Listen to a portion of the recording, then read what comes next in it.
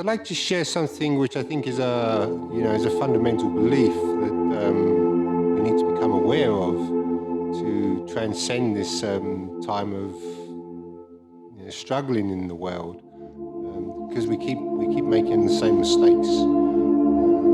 So if we change our fundamental beliefs, we can correct the mistakes that we just keep repeating, basically, year after year, century after century.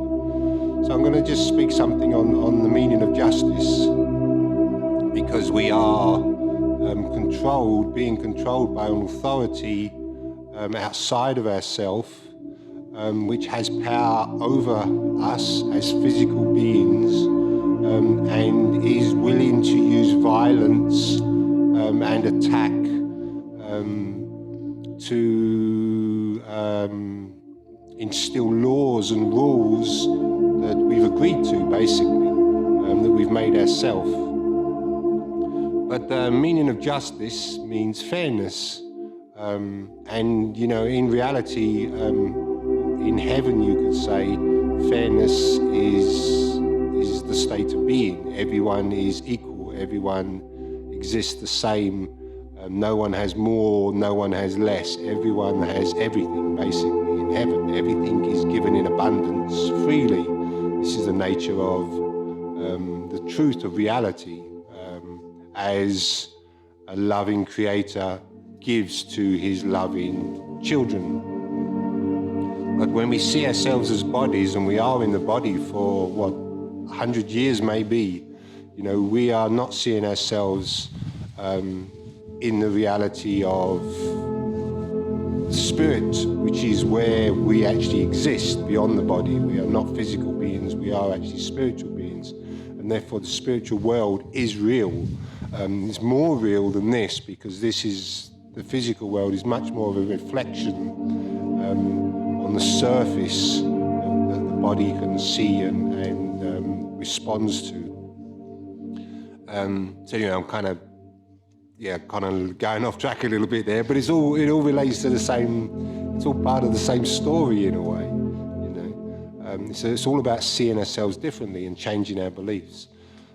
But we can't do that very easily if we keep making the same mistakes, which keep leading us to places of fear and places of needing to survive and feeling lost and scared and alone. We become reactive then. We are always in a state of survival. We're not in a state of freedom or abundance. And this is why we're always working to survive. We're always trying to make money. It's all part of a belief that's not actually true in reality, in the spiritual world. We just believe it's true here. We just believe it's true for us. So we are taught that we must work for a living, and we must do all of these things for money, to have the things that we want. But that's not necessarily true, and so what I'm trying to share here is another way of seeing ourselves, that the universe actually does bring everything we want to us, everything, without question. But it also brings us hell if we ask for hell, and this is where we're at. We're in a place of darkness. We're seeing ourselves more closer to hell than we are to heaven at the moment. So justice is an attribute of heaven, of reality, of God's reality, because everything is shared evenly to everybody. Everyone has everything. No one lacks. But justice in the world that we've made basically means revenge, condemnation, attack and defense. And attack and defense are the same thing, because you cannot have attack without defense. They are meaningless apart, and just like pleasure and pain, they are actually the same thing. So attack and defense, retribution, what else? Guilt, shame, sin, imprisonment, torture, and imprisonment and fines are forms of torture. And all these things we believe, or we have been taught, means justice. But that's only justice in hell, In heaven, that's not justice. That's hell. So we've taught ourselves that this is meaningful and good for us, only because we're actually creating a hell for ourselves, and we're seeing ourselves more in hell than what we are in heaven. The meaning of justice means fairness, and fairness must come from innocence, because only the innocent are free. So the meaning of justice is linked to the meaning of innocence, because the innocent are free and only the guilty are imprisoned. So our justice system works against us at the moment. So we have police forces and armies that, through laws that the justice system uphold, basically attack and defend and imprison and torture and hurt us. They don't mean to. They think that everyone thinks they're doing the best they can and the good for everybody. But once you realise, that actually what we're doing to each other is hellish. It's not heavenly. It's actually a part of evil. It's part of an evil belief that we're believing in. So once we see that, we can actually change our mind. If we don't see it, there is no choice. We don't have a choice to change our mind. There is just that. But once we realise that is not actually the sum total of reality, that actually there is something beyond this madness, beyond these hellish thoughts, that actually speaks about the truth of who we are. And so justice is our right. But we've changed the meaning of justice to mean revenge, condemnation, imprisonment, torture, attack, defense. And our justice system upholds all of these things because it thinks insanely. And it's not that anyone is bad, because everyone ultimately is the same, but we're not using our minds sanely. We're using our minds to think insanely. So we're always in a state of reaction. We're not in a state of freedom, because when you're free, you can think when you're free. So when you think, because the mind is an instrument of creation, or is the instrument of creation, when you think, you're creating. But when you imprison the mind and you limit the mind, you're creating a state of fear in the mind. And this is always reactive. It's always trying to save itself. It's always on the defense. And if you understand the ego, how the ego or the separate mind thinks, attack is the ego's best defense. And this is why it's always the ego that gets hurt and defends itself by attacking.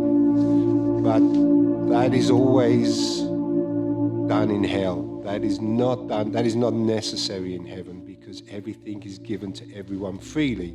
So once we have justice returned back into the world, basically that we have no need for the legal system, because everyone would take care of each other. Because when we see each other as the same, there is no need to hurt each other. There's no need to steal from each other. There's no need for one to have less so that another can have more.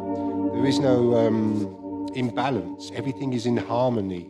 So when we have justice return back into our lives, there's no more crime. There's no more need to defend ourselves. There's no more need for barriers. There's no more need for nations and borders. We don't have to have passports to be able to travel from one place to another. We don't have authorities telling us what we can and we cannot do, and holding laws against us and rules against us, which are all insane laws and all insane rules. So once we come to a place of understanding within ourselves that we are actually created innocent, and we're just having a bad dream at the moment, and the dream has become very fearful. And there is a way to access that kind of wisdom inside yourself, not by reacting to the outside, but by taking every problem that comes to us, everything we think is a problem in the world, or everything we think is a problem in our life, we direct our attention inside, and we look in there for the answers, and we look in there for truth. Because every time we're looking for the truth outside of ourselves, we're being deceived. And we're willingly being deceived. All the time we're willing to look outside and we're willing to find the problem outside ourselves, or we're willing to see the problem outside ourselves, what we're doing is we're not willing to see the problem inside. And that's because we fear looking inside, because the separate mind or the egoic mind does fear looking inside, because if we look inside, we actually see God there. We see the light of our divinity there. We see the reality of heaven reflected in our minds. And this is the ego's greatest defense. And this is why we have a justice system that always wants to attack outside, always wants to blame, always wants to make guilty, because we never want to look inside, as you know, that actually the source of all our problems lies inside us.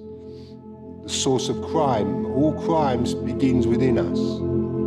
It begins because we are sick as a society. We've become sick, we've become confused, we've become fearful, and therefore some have more and some have less, and some have power and some don't have power.